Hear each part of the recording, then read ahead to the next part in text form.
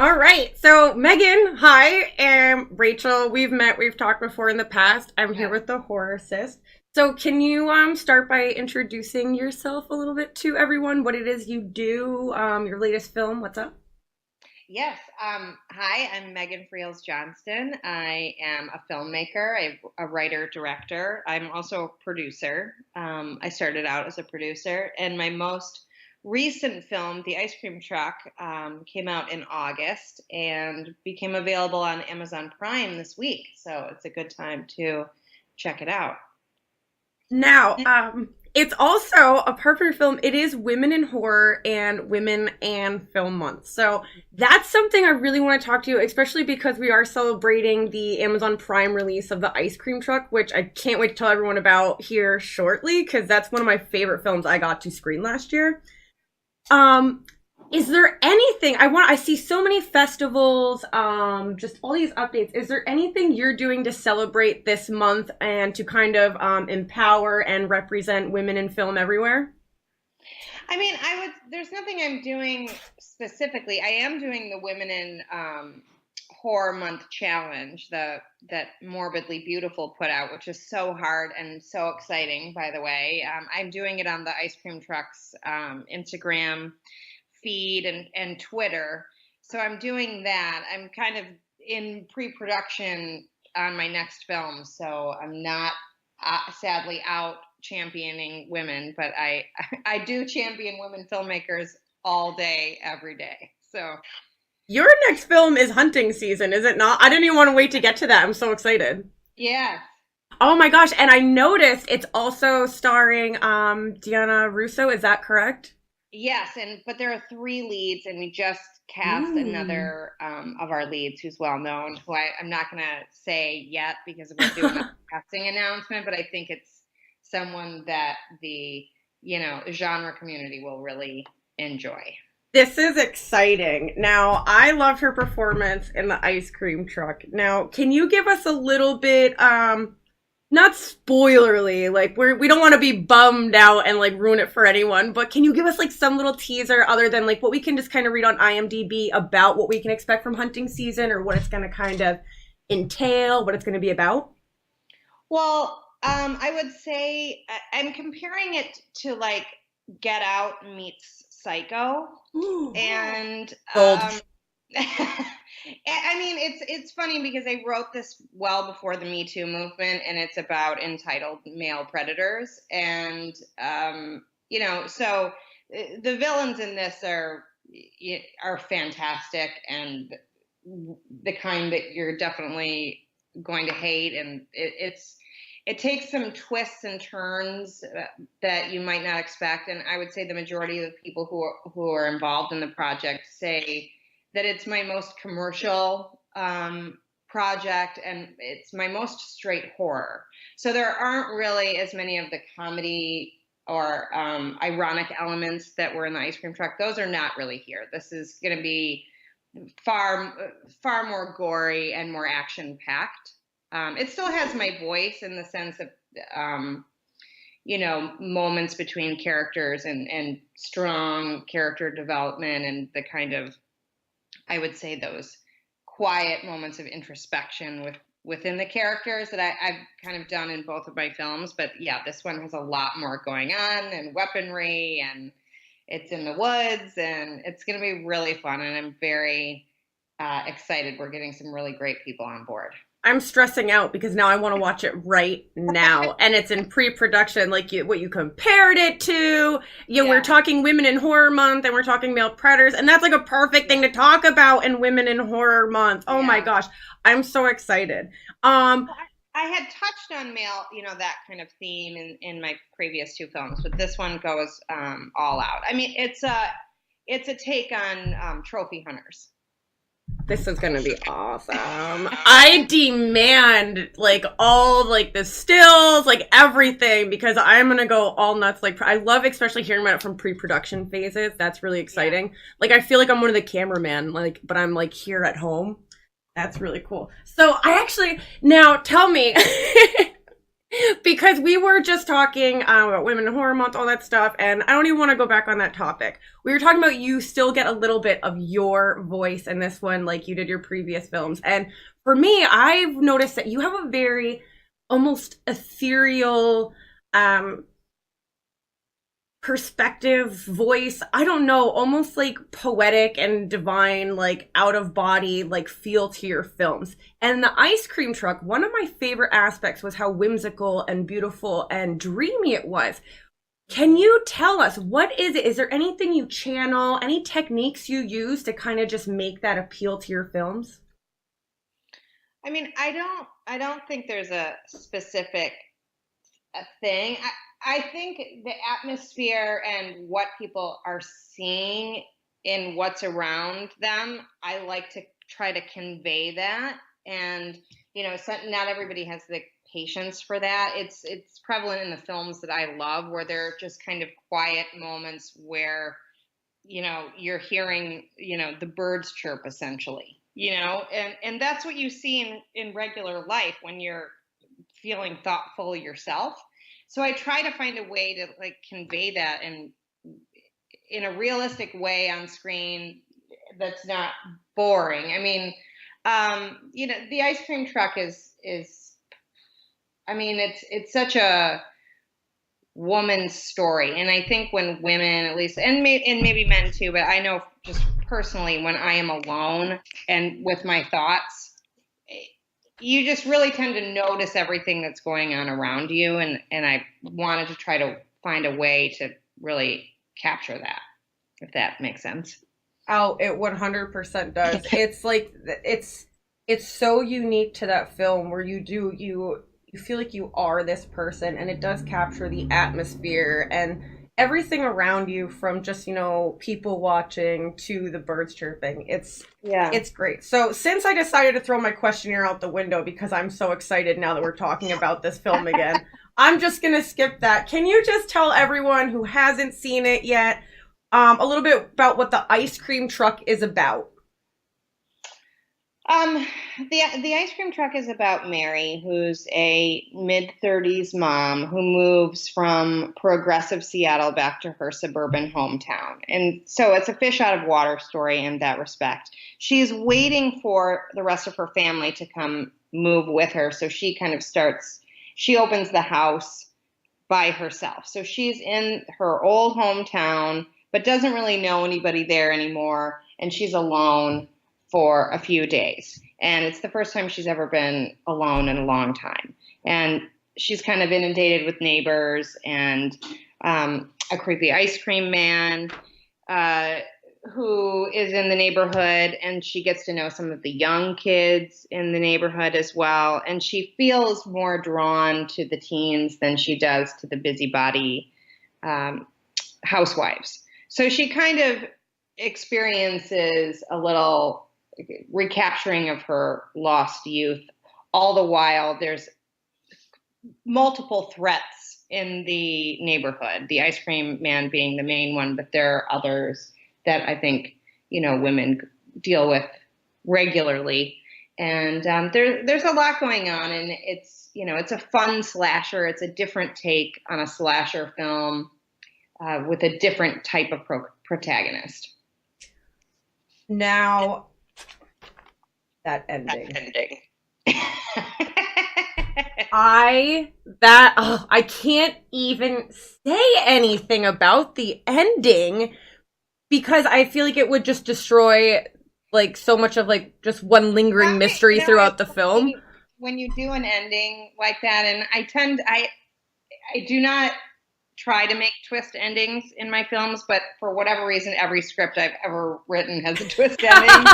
And it's not a contrived thing because I write in order. I do not outline. And it just, for whatever reason, when you lay your groundwork, at least for me, I lay the groundwork, and it usually allows itself to bring something back that you referenced before, that it's like that kind of aha.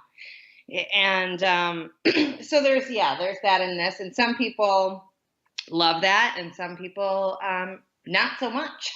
Okay, I'm on team love it, and I need to know right now, is there going to be a sequel? Like, oh, Or is there like any spin-off? Even if it's like not the same there characters? there could be. I mean, certain actors in the film, plan to actually work with again, probably on hunting season, but could in another way as well. Please tell me it's Uh, Jeff Daniel Phillips. what? No, that's right. I said I don't want any spoilers. Well, Yeah, oh, is he for hunting dreamy? season? Yeah. I think Jeff Daniel Phillips will be in hunting season. He's really, Oh, he is uh, dreamy. it just depends on his schedule because he's doing a lot of TV, but I would imagine if we can make it work, we'll make it work. So there's a part that he would be great for. So So funny. yeah. I was working a convention and I was just like walking around and I looked up and I accidentally locked eyes with him. And I'd never known he was such a dreamy, good-looking man. And like normally like when I'm working at conventions, I'm just, throwing back drinks, having a good time, but like it was like a punch and like I felt like I was in high school. I just like looked and I like slowly backed away Homer Simpson style and I never said hello. I never asked him any questions about his films. It was so funny. I'll never forget that. So Jeff Daniel Phillips is one of the kindest, most collaborative people I've ever worked with. He's wonderful. I mean, if there's a way I can get him in everything I do, I will definitely try. oh my gosh, that's amazing. I honestly I love his work, his smile, his face. Anyway, that being said, Russo, oh my gosh. Can you please tell what was it like, cuz you've worked with her in the past, yeah, and again in the future, I'm not sure, but her eyes, her presence, she has this chemistry on set. Does that translate off camera as well? And are her eyes as piercing? Do they take your breath away or not? Yes, I am friends with Deanna. So and she's been in my large group of friends for a long time, and we were close, but not so close that I would be like, hey, want to do my movie? So just because that's weird anyway to put anyone on the spot. So Yeah. I had emailed her the script and asked her for her thoughts. And she was like, I love this. And I'm sorry that my dogs are barking. It's okay. I love the doggos. I love this. Please consider me. I think this is a great script for women. And I think there's the mailman on here. I'm so sorry. Bumpers. Don't be sorry. We love it. Whenever your dogs jump, bark, drool on me, that is exactly what I wanted. Yeah, hold on. Woof, woof, Pupper. Tell me, what are you saying? I think the dog said it wanted to. Okay. So anyway, yeah, I sent her the script and Deanna was like, I would love to do it. Please consider me. So yeah. And then we went off running. And then I was like, really, I sent her the script because I wanted her to be in it. But I didn't want to put her on the spot because we're friends. It's almost harder when you're friends because let's say she didn't like it or, then that would be weird. So fortunately, she loved it. And then we went on from there. So that was how kind of it all started. And she's fantastic in the film. And, because she's so attractive, I don't think she had been playing kind of like hot girl roles. And I think she was really excited to be playing something so, she's sophisticated and just girl next door. Oh my, I'm taken by her. I can't help it. She's carries the movie. The movie wouldn't have worked if she wasn't so endearing and relatable. My gosh, I cannot say enough positive things about her. Like her performance, they worked so well together because you have that very surreal, dreamscape, whimsical feel to this eerie, creepy thriller, and she just tied it together wonderfully. So kudos to both of you. Thank you. Now, one thing I've been dying to know because I've been watching horror films, suspense, thriller, anything like that my entire life. Was there any inspiration behind this film, per se, or any special ice cream or suburban related thrillers you grew up on that you just loved that kind of led to this? I was just living in a place at the time. I was living in a neighborhood of Los Angeles that had like 5 ice cream trucks that would go around, and they would play that specific song. And I was home a lot because my daughter had been born. I don't remember how many months before, probably 5 months before this. And so I was like, there's got to be a story there. And so it just kind of wrote itself organically. I mean, I knew I wanted an ice cream killer and for him to be old fashioned and all of that. And it was originally titled The Ice Cream Man. And halfway through, it occurred to me, I should probably check. Oh my gosh, that is my favorite ice cream related horror movie. Oh my gosh. From the 90s, right? Yeah. Yes. So I emailed Steve Barton from Dread Central because I know him, and I was like, "Hey, so this is what I'm doing. Can you tell me about the Ice Cream Man?" And he was like, "It is beloved." So good.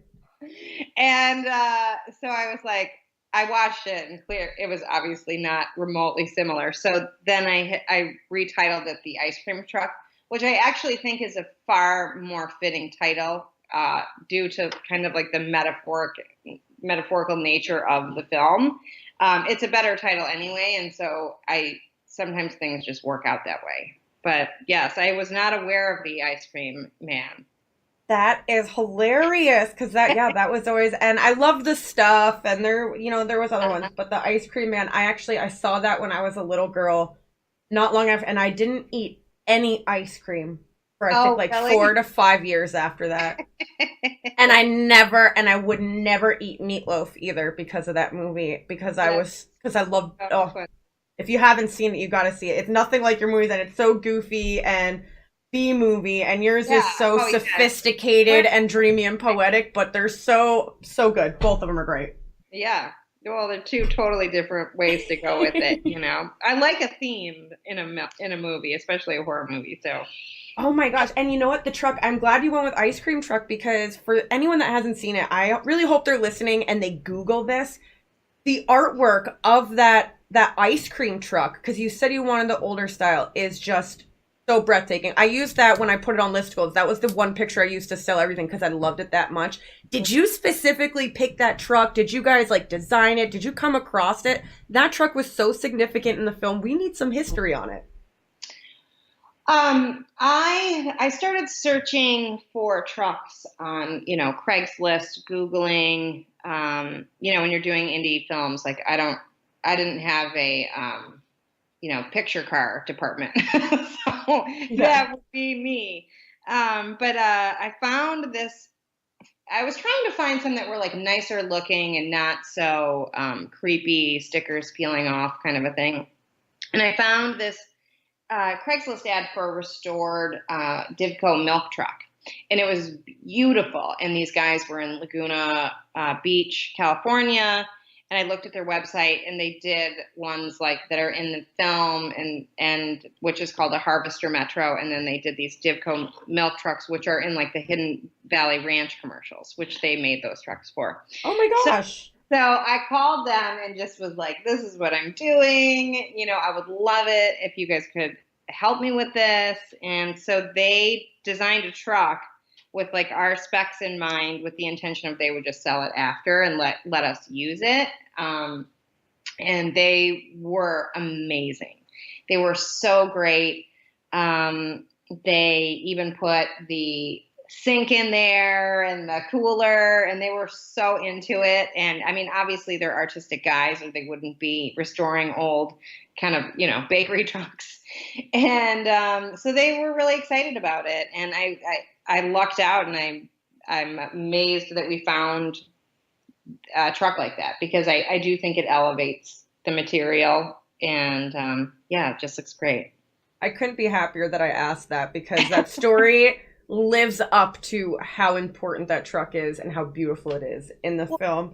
Is there anything else like that? Any element or prop or anything that you guys really just, had to search for, come I mean, across. everything is like that in indie films. And what's nice is that I mean, you encounter a lot of no's because you don't have the budgets of a big studio movie. But you also then encounter people that turn out to be so great and helpful and want to support. And then you develop relationships with people who, like, you didn't know, who come onto your film and help you in some way. And there's just something kind of wonderful about that. And I'm trying to think of what are some other. I mean, there's so many people involved in the film. And that Like, neighborhood was gorgeous. yeah. Oh my gosh. Yeah, that worked out. And that, to find a place in California that looks like the suburbs is really hard. I mean, I'm from Michigan, so I was trying to have it look like that. Where I am from is where It Follows was shot. So it's very kind of like windy roads and ranch houses. So yeah, we shot in Porter Ranch, and we kind of just made it any town, USA. We didn't really specify, but we just wanted to make sure that it looked as suburban as it could, It did. It did for sure. There's such a great aesthetic to the film. All of it really. And that was one of the most enjoyable things about it is you don't even want to turn it off, putting it on before you kind of get the plot or the characters because everything just stands out like it's a huge budget production. How did you take a small indie film and make it look like that? It does. It looks like it is like $1 million movie. It really does. Is there anything you did to kind of accomplish that? I mean, it's all just part of the magic of filmmaking. I have a wonderful cinematographer named Stephen Tringali who has done both of my previous films and will do the next as well. My editor, Eric Potter, has done huge movies like The Vatican Tapes, Underworld, like stuff like that. I mean, these are just people that I've somehow miraculously found along the way in my journey. And, Persephone Engel is a girl who color corrected it. You just have post-production is really important too.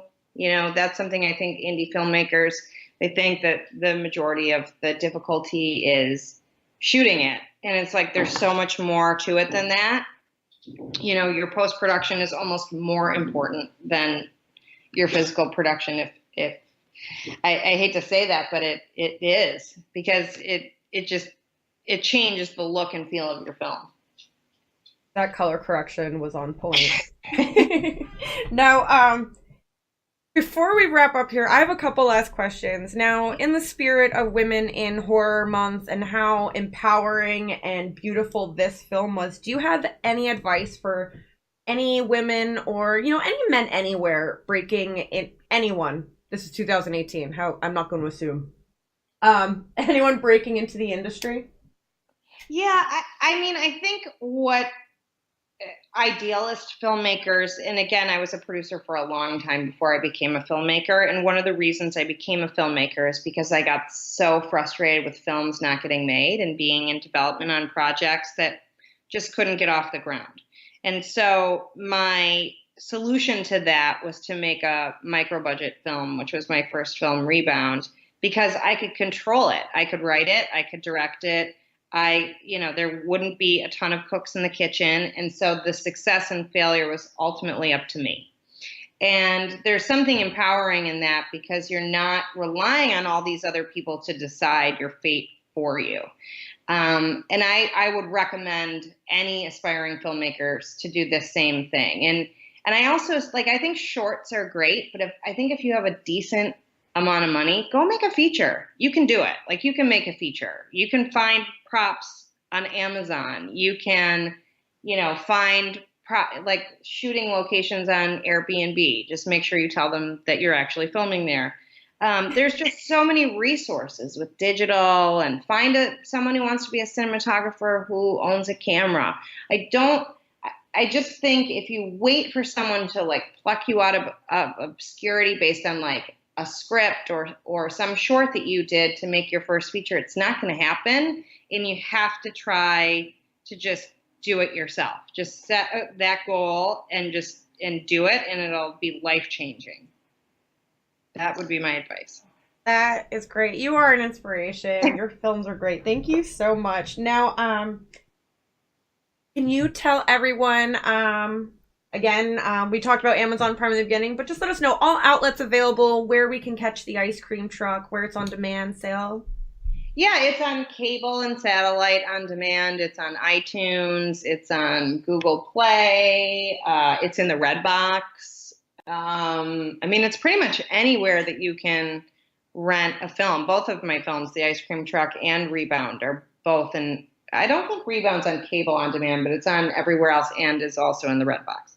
So everything, they're both out there. And yeah, people should check it out, and people should support women in horror and women in film, because there's so many great stories about women, and so we should support that. I'm definitely watching Rebound tonight because I have like every streaming service ever. So, yeah, I can't wait. I know you're going to be talking to Josh over at Midnight Horror Show soon. So I'm definitely going to be tuning into that interview. I can't wait to hear what he thinks of your film. I know it's going to be great. And on behalf of, not just me, but everyone at the Horrorcist, we really want to thank you for taking the time, and we're so excited to, be talking about this film with you today. Yeah, thanks for having me. I really appreciate it. Absolutely. Is there anything you want to say before we go? Any last plugs you want to throw out there for everyone listening? No, I mean, anyone can follow me on Twitter or Instagram or whatever, or follow the Ice Cream Truck on Facebook. We're pretty active on social media, so. You're low maintenance, but you're a heavy career woman. We get it. Okay, Megan, I'll throw it out there. I'm going to make everyone listen in and follow you then. Okay. Thank you again. You have a great day, and I really hope you see a giant influx in numbers of everyone checking out this great film. Thank you so much. Have a good one. Bye.